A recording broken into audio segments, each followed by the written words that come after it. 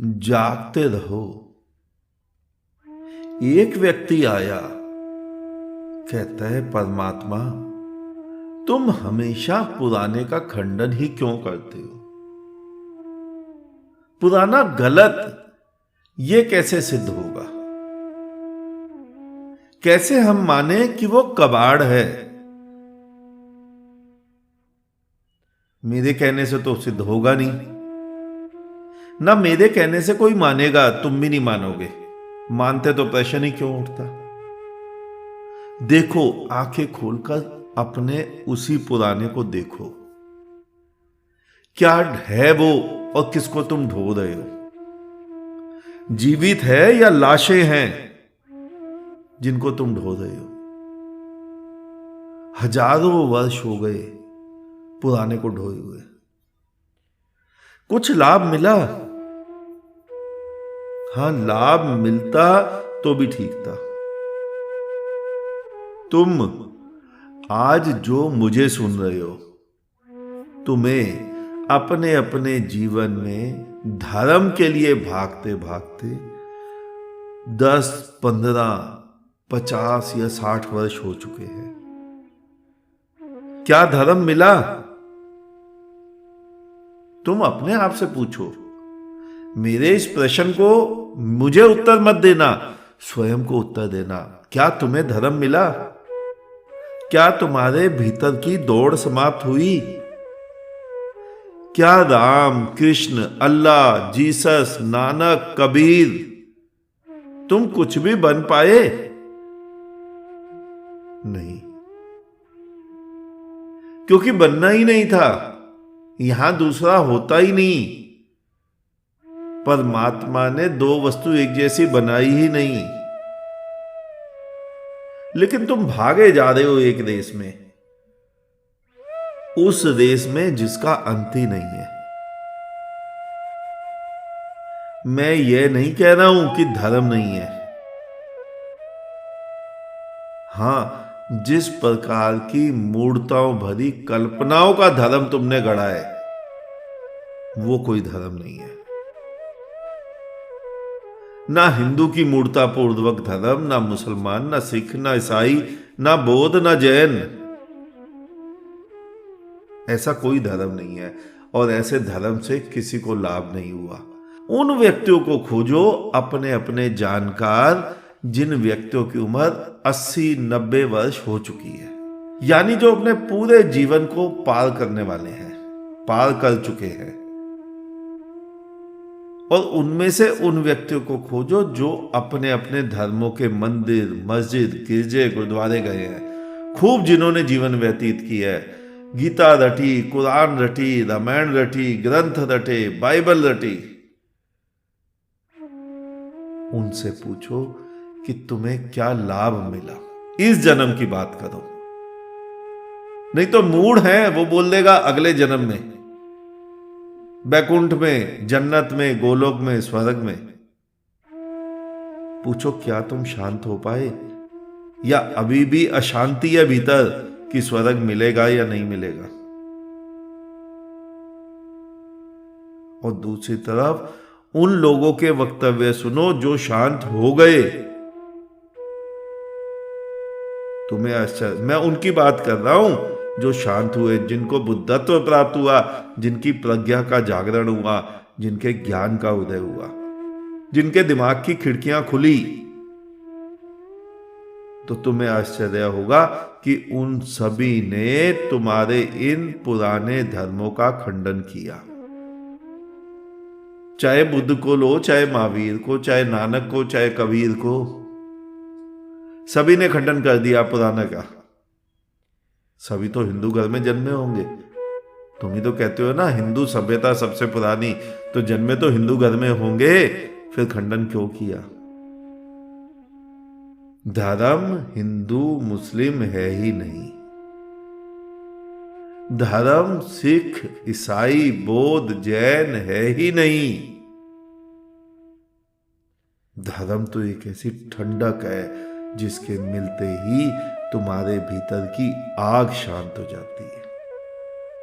धर्म तो एक ऐसी शांति है जिसके प्राप्त होते ही तुम्हारे भीतर की सारी चाहें समाप्त हो जाती है। वो पंक्ति सुनी होगी ना तुमने, जिसको कुछ ना चाहिए सो ही शहंशाह। जिसे धर्म मिल जाता है फिर उसे कुछ भी नहीं चाहिए होता है। ना राम, ना कृष्ण, ना अल्लाह, ना मोहम्मद, ना नानक, ना जीसस, ना स्वर्ग की अप्सराएं, ना जन्नत की हूरे, ना स्वर्ग स्वयं स्वर्ग, ना स्वयं नरक, ना जन्नत, ना जोजफ।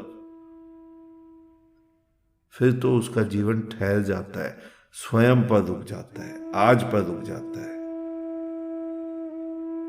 और वो सुख तुम्हारे ही धर्मों का होगा। सुना भी होगा तुमने, एको हम द्वितीयो नास्ति, अहम ब्रह्मास्मि, ना भूतो ना भविष्यति। कुछ भी नहीं है, ना भूत है ना भविष्य है, वो आज पर रुक जाता है।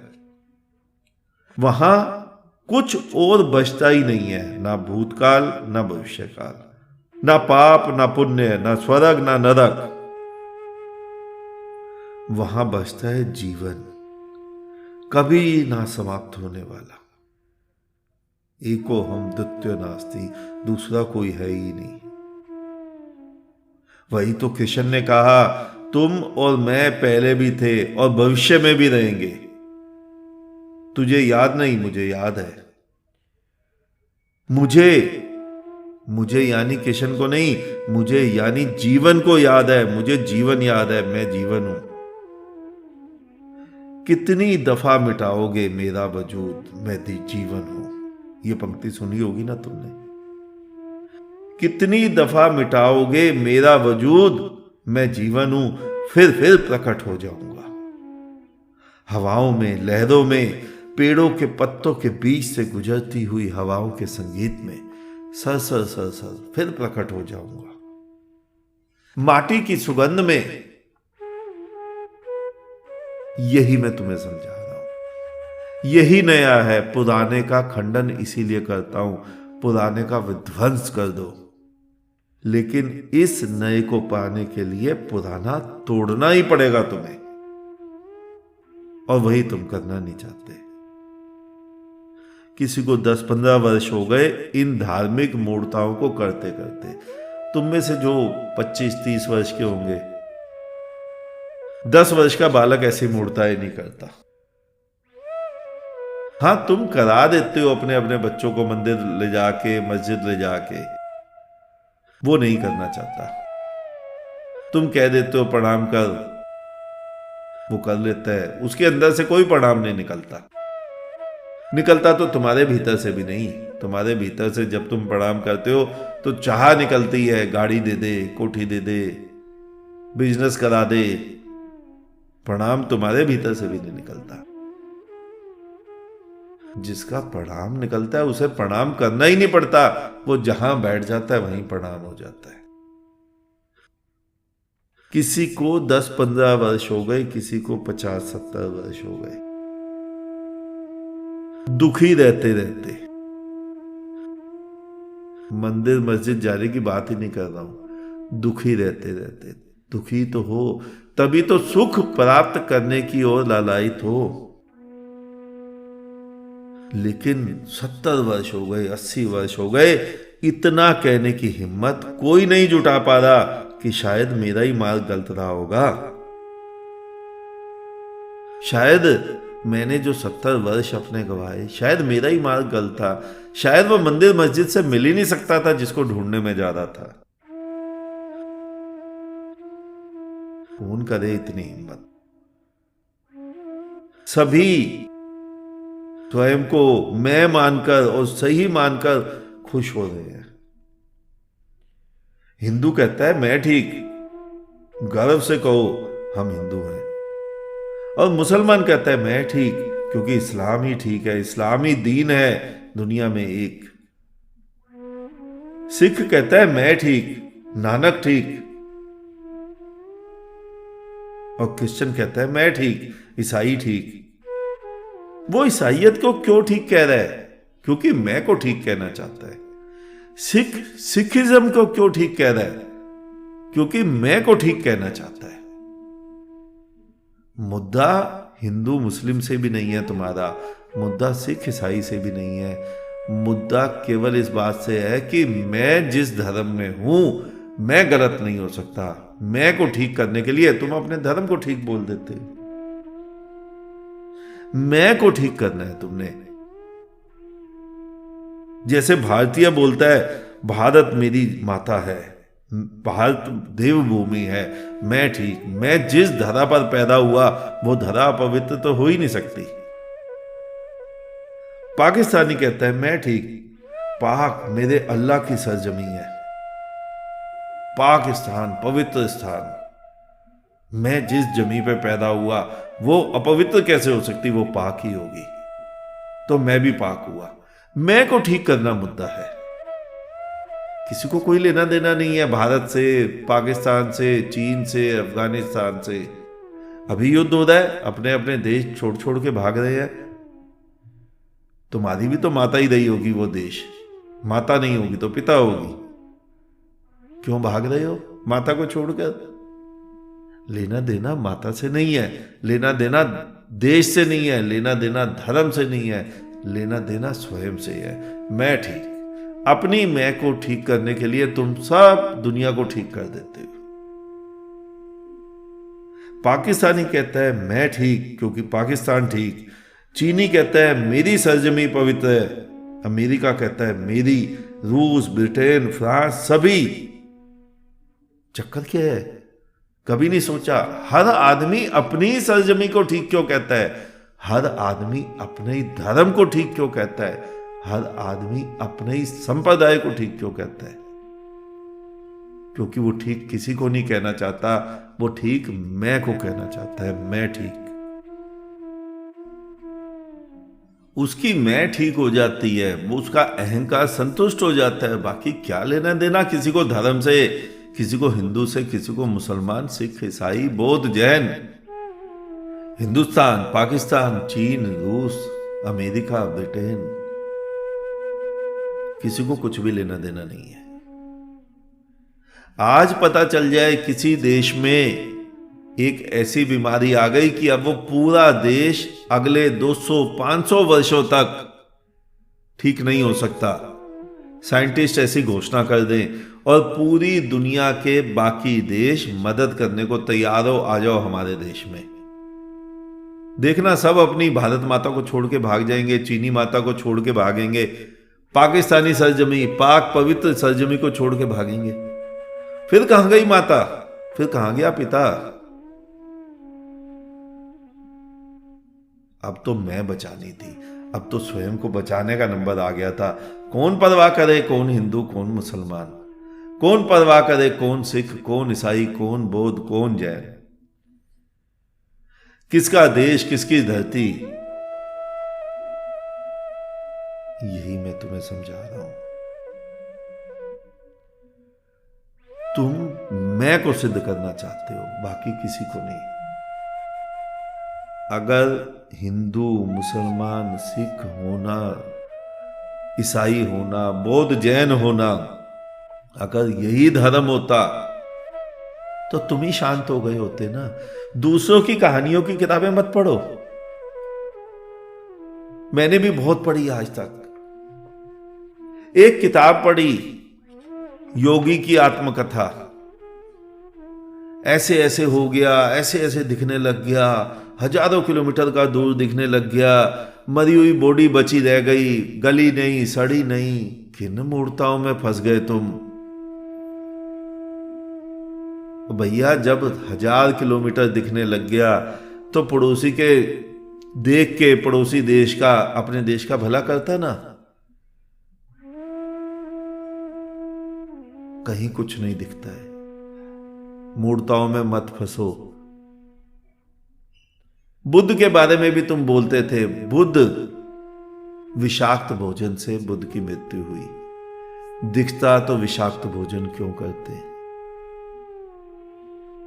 महावीर की मृत्यु कहते हैं पेट खराब होने से हुई, दस्त। अगर दिखता तो ऐसी वस्तु क्यों खाते जिससे पेट खराब हो जाए?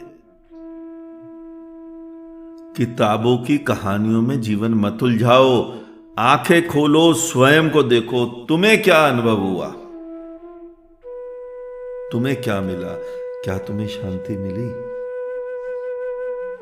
नहीं, क्योंकि ये धारणाएं तुमने सदियों पुरानी ढोई हुई हैं, जिसे ही तो तुम्हें तोड़ना है कि ना तुम हिंदू हो, ना तुम मुसलमान, ना सिख, ना ईसाई, ना बौद्ध, ना जैन, ना हिंदुस्तानी, ना पाकिस्तानी, ना चीनी, ना अमेरिकन, ना रशियन, कुछ भी नहीं हो तुम स्वयं जीवन हो।